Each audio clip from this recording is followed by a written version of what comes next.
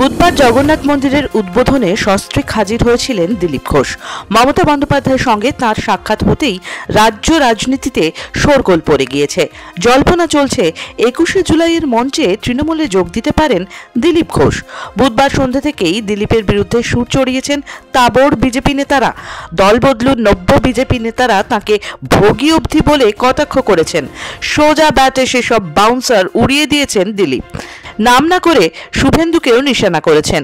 ধীরে ধীরে আরও জোরালো হচ্ছে দিলীপের দল বদলের জল্পনা। তৃণমূলে যোগ দিলে কি কি পুরস্কার পেতে পারেন দিলীপ ঘোষ? আসন্ন কালীগঞ্জ উপনির্বাচনে টিকিট পেতে পারেন তিনি। জিতলে ক্যাবিনেট মন্ত্রীর পদ প্রাপ্তি ঘটতে পারে। 2026-এ বিধানসভা ভোটের টিকিট পেতে পারেন। জিতলে নিশ্চিতভাবে তাঁকে গুরুত্বপূর্ণ দপ্তরের মন্ত্রীও করা হতে পারে। আগামী বছরের এপ্রিলে তৃণমূল কংগ্রেসের টিকিটে রাজ্যসভায় যেতে পারেন দিলীপ ঘোষ।